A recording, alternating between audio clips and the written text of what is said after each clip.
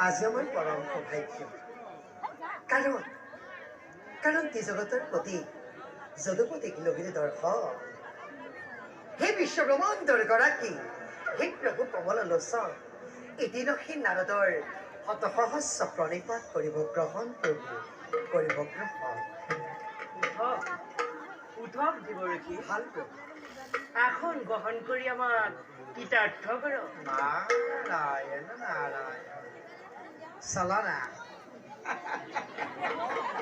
চলনাকাৰী নিশ্চয় চলনাত পাৰ্গত এই কথা মই আগেই জানিব লাগিছিল কিন্তু সেই দয়াময় এই সৃষ্টিৰ আদি অন্ত বুজিব পৰা শক্তি মোৰ একেবাৰেই অভাৱ দেৱৰক্ষী তোমাৰ কথা তাৎপৰ্য বুজা কঠিন হৈছে নাৰায়ণ নাৰায়ণ স্বয়ং জগতৰ প্ৰতি নাৰায়ণে যদি মোৰ তাৎপৰ্য বুজি নাপায় আপোনাৰ মহিমানো কোনে বুজি পাব প্ৰভু ব্ৰহ্মপুত্ৰ আমাৰ সৈতে পৰিয়াল বহাব নালাগে সৃষ্টিত কি অঘটন হ'ব উপক্ৰম হৈছে তাৰ ভূ ৰাখিছেনে নাৰায়ণ নাৰায়ণ এই কেনে কথা কয় প্ৰভু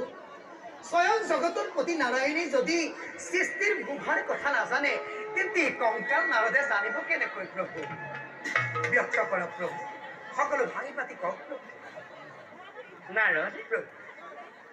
সতীৰ সুখ শিৱই এতিয়াও ত্যাগ কৰিবই পৰা নাই সেইবাবে তেওঁ এই সৃষ্টি স্থিতি আৰু প্ৰলয়ৰ প্ৰতি সম্পূৰ্ণ উদাসীন নাৰায়ণ নাৰায়ণ প্ৰভু শিৱই ভাৱৰ পৰিৱৰ্তন অন্য বিষয়ে ভাবি একো সিদ্ধান্ত কৰিব পৰা নাই প্ৰভু কি কৰা যায় মই একো উপায় পোৱা নাই দেৱৰক্ষী নাৰায়ণ নাৰায়ণ নাৰায়ণ শ্ৰীমৎ নাৰায়ণ নাৰায়ণ নাৰায়ণ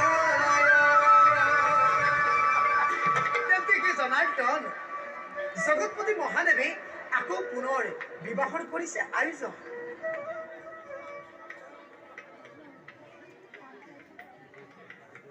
দেৱৰক্ষী আপোনাৰ অনুমান সত্য নহয় ই এক দুৰ্বুদ্ধ সাধন প্ৰভু এই সাধৰ উত্তৰ আপুনিহে দিব পাৰিব কেনেকৈ সম্ভৱ প্ৰভু দেৱৰক্ষী প্ৰভু বৰ্তমান আপুনি কৈলাসলৈ গৈ শিৱৰ মনোভাৱ বুজি আহক তাৰ পাছতহে এই সাধৰ উত্তৰ বিচাৰি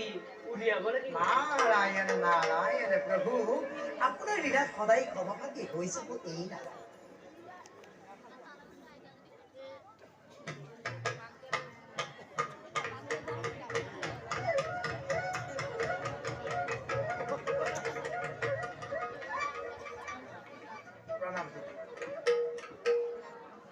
আহক আহক প্ৰজাপতি হে কমলনয়ন সদাশিৱৰ মনোভাৱ পৰিৱৰ্তন নহ'লে সৃষ্টিত কি অঘটন হ'ব সেই বিষয়ে আপুনি ভাবি চাইছেনে সদা শিৱ মনোভাৱ পৰিৱৰ্তন হ'লেও যে সৃষ্টিত অঘটন হ'ব তাৰ অৰ্থ প্ৰভু সৃষ্টিকৰ্তা আপুনি কওকচোন প্ৰকৃতি নহ'লে জানো সৃষ্টি ৰক্ষা হ'ব নহয় প্ৰভু তেন্তে প্ৰকৃতি ক'ত অৰ্থাৎ সেই দক্ষ কন্যা সতী ক'ত সতীক জানো পুনৰ শিৱই পাব নালাগে নাই হোৱা প্ৰভু যদি শিৱই সতীক পাবই লাগে তেন্তে সতী আৰ বিবাহৰ কথা ভবা হৈছে নে প্ৰজাপতি? নাই ভবা প্ৰভু।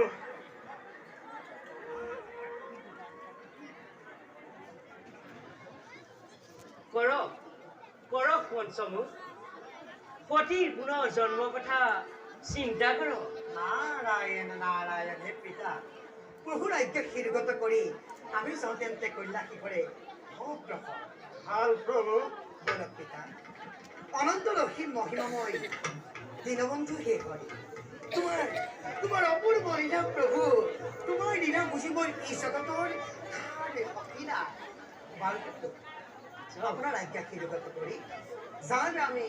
কৈলাসী করে। যাওক।